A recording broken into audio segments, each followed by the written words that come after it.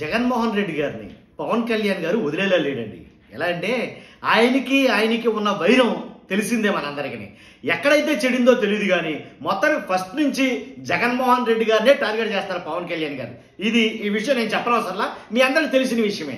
ఇప్పుడు ఎలా టార్గెట్ చేశారు జగన్మోహన్ రెడ్డి గారిని పవన్ కళ్యాణ్ గారు ఎందుకు వదలడు అని నేను అంటున్నానంటే, ఏదైతే సరస్వతి భూములు ఏవైతే ఉన్నాయో జగన్మోహన్ రెడ్డి గారికి సంబంధించినటువంటివి, ఆ సరస్వతి భూముల రిజిస్ట్రేషన్లన్నీ కూడా రద్దు చేసేయాలి అనే దానికి ఒక హుకుం అయితే జారీ చేయడం జరిగింది.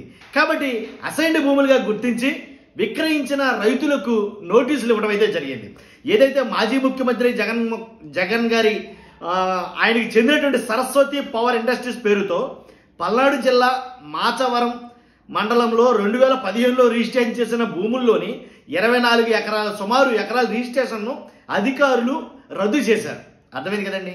వేమవరం, పిన్నెల్లి గ్రామాల్లోని ఈ భూములు అసైన్డ్ భూములని, వాటిని అనుభవించాలే తప్ప విక్రయించకూడదని బుధవారం పిడుగురాళ్ల సబ్ రిజిస్టర్ కార్యాలయ అధికారులు సంబంధిత రైతులకు నోటీసులు కూడా జారీ చేశారు.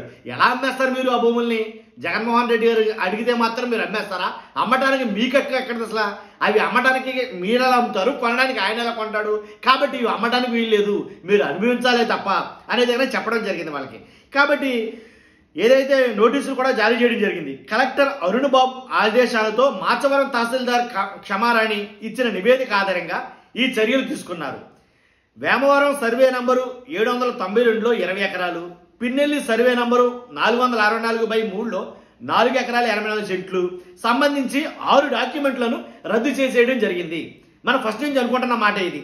సరస్వతి పవర్ ప్రాజెక్టులో వేమవరం సర్వే నంబర్లు 780, 787, 792లో కొంత భూమిని వెనక్కి తీసుకుంటున్నట్లుగా గత నెల 12నే మాచవరం రెవెన్యూ అధికారులు ఆ భూమిని విక్రయించిన రైతులకు నోటీసులు జారీ చేశారు.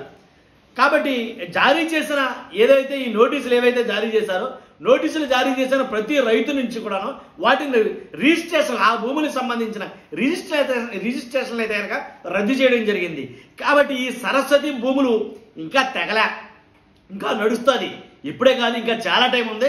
కాబట్టి అందుకనే నేను ఈ మాట అన్నా. ఎందుకంటే సరస్వతి భూములు ఏవైతే ఉన్నాయో ఆ భూముల గురించి 100% ఆ పవర్ ఇండస్ట్రీస్ ఏదైతే ఉందో దాని నిమిత్తం ఇప్పుడిప్పుడే అయ్యేటట్టే పనే లేదు. కాబట్టి వీటిని మొత్తం డొంకంతా కదిపి జగన్మోహన్ రెడ్డి గారి విషయంలో ఖచ్చితంగా పవన్ కళ్యాణ్ గారు వదలరు అని అనడానికి ఇదే సరస్వతి భూములే ఒక సాక్ష్యం లేదా ఒక ఉదాహరణ అనేది నేనైతే. మీ అభిప్రాయం ఏంటి? ఖచ్చితంగా కామెంట్ రూపంలో తెలియజేయండి. ఫస్ట్ అయితే లైక్ చేయండి, ఎందుకంటే ఎక్కువ మందికి ఇన్ఫర్మేషన్ షేర్ అవుతుంది, నాకు కూడా మోటివేషన్ ఉంటుంది. కొత్తగా మన ఛానల్ చూస్తే కనుక పక్కాగా పార్టీలకు అతీతంగా మన వీడియోలు ఉంటాయి. కాబట్టి లైక్ చేయండి. Thank you very much.